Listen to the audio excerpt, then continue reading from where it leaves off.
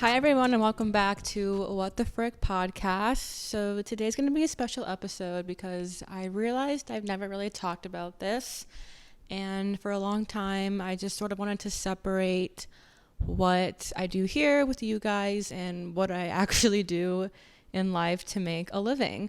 But I actually have on a colleague next week, so I thought it'd be good to do an episode where I tell you guys sort of more the in-depths about what I do. So I am a content creator, but not just any content creator. I actually work part-time for both the NFL and for the MLB, and then I'm a full-time freelancer, which means that I do just like random things here and there. For example, I had a tattoo shop contract me out a few times to come in and like take photos and videos of them doing tattoos in their tattoo class. And then I just sent them the files, and that was that. And it's just stuff like that, really. Just like little things here and there. I do a lot of work as well with the Phoenix Suns, the NBA team here in Phoenix. I used to be an intern for them back in 2021. So I got very close with them, and now they hire me out to freelance for projects here and there that they need done.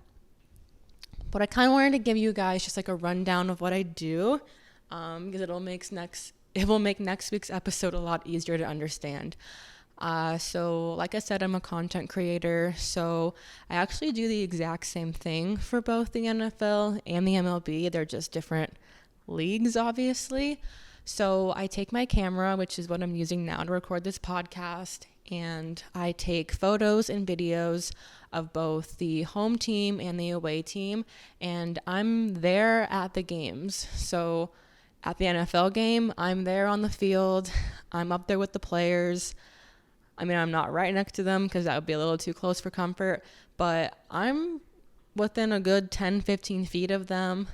Same thing for MLB games. I'm up close to them. I'm getting them doing batting practice. I'm getting them as they're walking onto the field, stuff like that.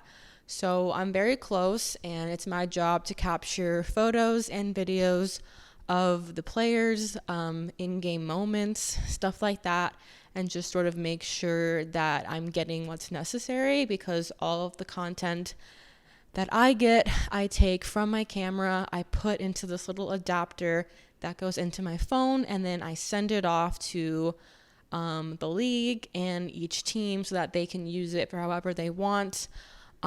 Everything is pretty much social media based. So, for example, if Patrick Mahomes scores a touchdown, I would take that video, put it onto my phone, and then I would send it off to both the NFL and the Kansas City Chiefs, and then they can decide if they want to post it somewhere, if they don't want to post it, whatever they want to do. But technically the NFL owns that footage. They own everything that we do.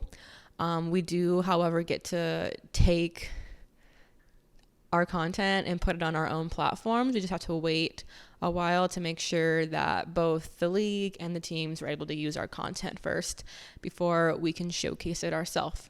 So it's a very neat job, and I've been with the NFL now for 5 years. This is my 5th year. I started up in Seattle with the Seattle Seahawks when I lived up there for a while, and then I moved to Las Vegas. I was with the Raiders for 3 years when they moved from Oakland to Las Vegas.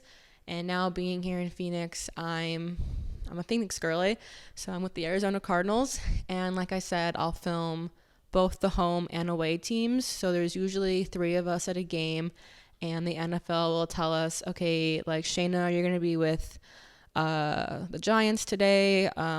The other people will be with the Cardinals, and they'll have someone that kind of like goes in between the two, just making sure everything gets done.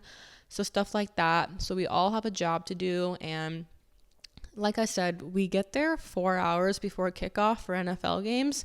So those 1 p.m. games, I'm getting up pretty early on a Sunday, around like 7:30 in the morning, to make sure I have enough time to get up, eat breakfast, and get ready, and then drive all the way down to the stadium. And the reason we get there so early is because we get the full team arrivals. So if I'm assigned to the visiting team, they usually come in 2 buses. So the team will come on the first bus, and all the guys will come off the bus, walk across the field and into the locker room. And then it's my job to take phone video, camera video, photo, whatever's needed that day of the guys, and then send it off.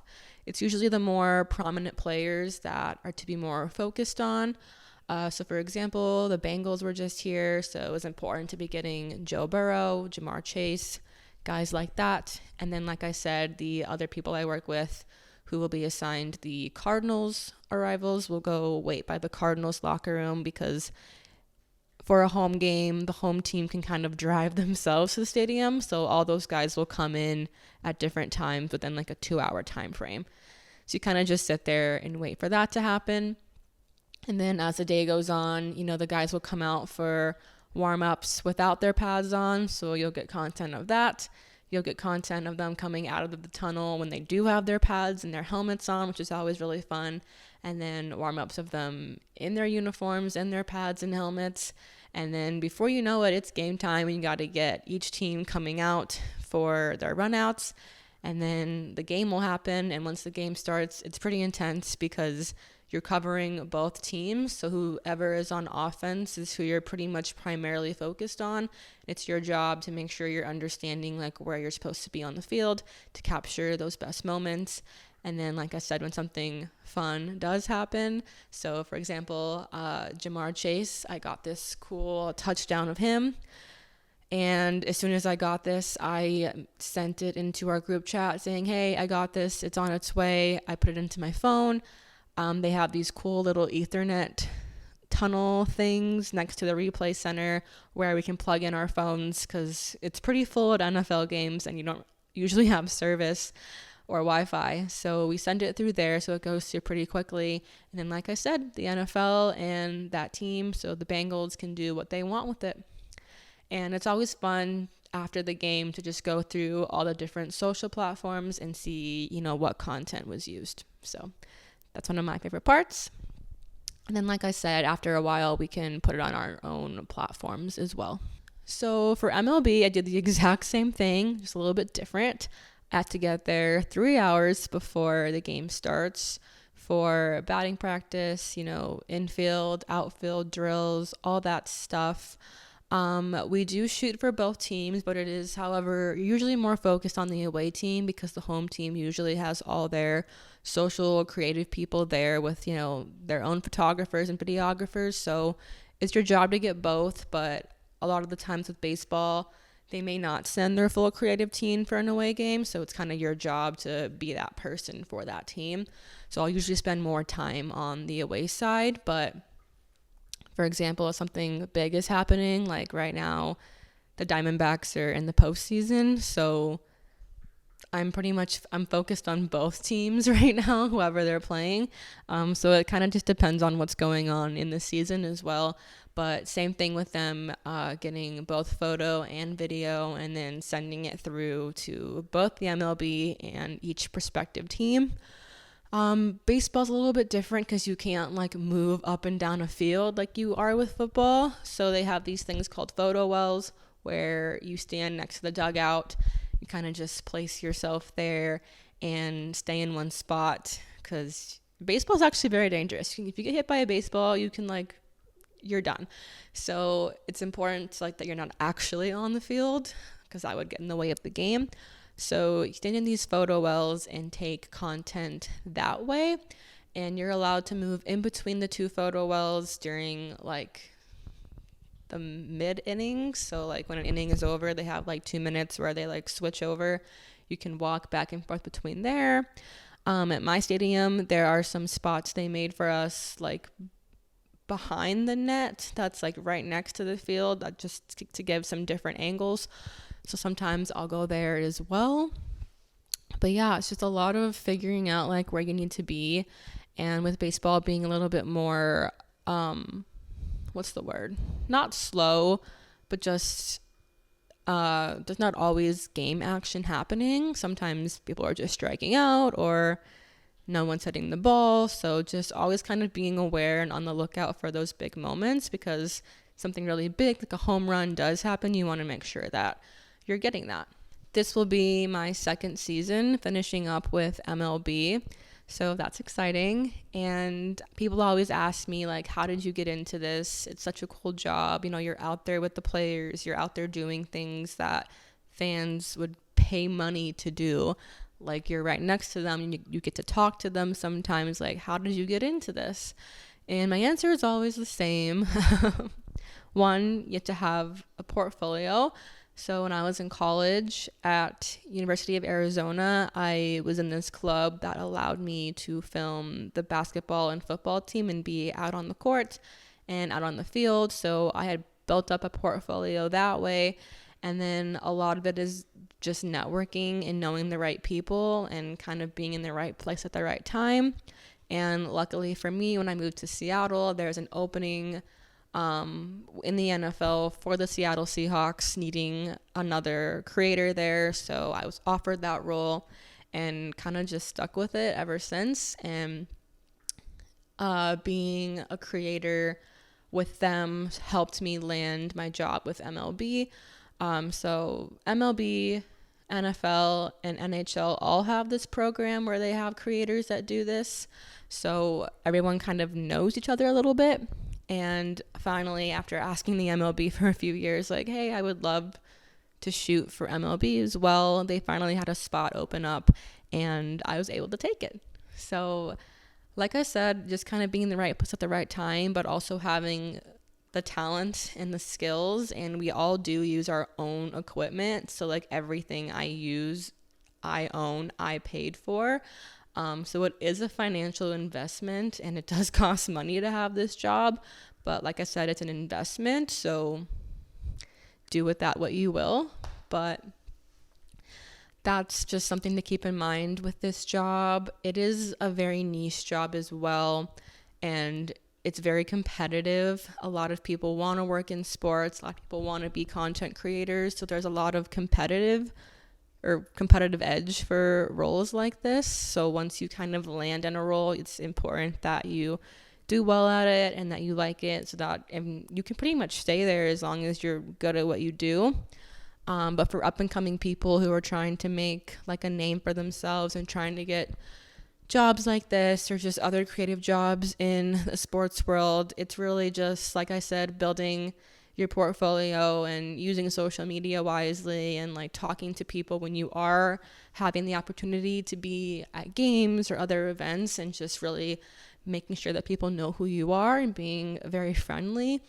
It's cool because the amount of people I've met from having these jobs, I would never have met them in like a normal everyday life, but I've met so many cool people who I may never see again because they live in other states. But it's cool to make those connections, and it's one of the perks of this job. So like I said, I don't usually bring up my job like this in the normal episodes because I think it's good to have an outlet to sort of like break up what I do in a normal everyday life. So much of my life is sports and these jobs. So having this podcast and this outlet to discuss other things like funny dating stories or things that happen to my friends and trips and so on is another way for me to stay creative, doing what I love. But I think it's important as well to, have that separation. But I've never talked about it, and it's really cool. And I think it's something that I should talk about more. So if you guys are interested in it, let me know. Like I said, I do have somebody coming on next week who I work with Major League Baseball. So we'll kind of be talking, and I realized because I just filmed with him, that you guys are not going to know what we're talking about. So I was like, I need to give some sort of little something to you guys so you have a little bit more of a background as to what's going on. But yeah, let me know. This was fun to film. Again, I feel like I could probably sit here for hours and discuss every little detail with you guys, but I don't need to do that. I think just to give some overall highlights of what I do, it's obviously very fun to be around the players, and they're very cool. Honestly, my favorite part, and I always say this as a joke, but it's serious, Like, there's nothing I love more than watching grown men just like celebrate and hug each other. Like, after a touchdown, I love watching like little dances, and they'll just like hug and like chest bump each other. And same thing with home runs or, walk offs. Like, they'll really get in there, and like everyone's just so happy, and it makes me feel happy. So I really love that. I'd say the hardest part about these jobs is just the time. You don't work a normal 9 to 5 like most people. I don't work during the day usually. If I am working, it's from like 3 to 10 p.m. because games are at night. Crazy, right? So most games are at night for baseball. And then for football, obviously that is during the day, but that's just on Sundays when there is a home game. I don't usually work away games unless it's something big like a playoff game or Super Bowl or something like that happening. I did get to go to Super Bowl last year in Arizona though, so that was really fun. Maybe I'll talk about that one day. But yeah, just the time commitment. You can be working a lot. You can be working a lot of nights, a lot of weekends, a lot of weird hours. So that might not be for everybody, but I have noticed that the people who it doesn't bother them do really well and succeed in this type of role. So to all my friends, I'm so sorry I can't go get dinner with you, or I can't go out. I have a game. I have my job to do. You had your job and you get to come home. But I kind of enjoy the weird schedule of, okay, like I'll sleep until 9, then I'll get up and I'll do this. And then, okay, it's 2 o'clock. I better get ready now for my game. So that's just how it is. That's how it be. But thanks for listening, and look out for next week's episode where I will have on, like I said, one of my coworker friends to just kind of like discuss more about what we do and just some other fun things. Bye.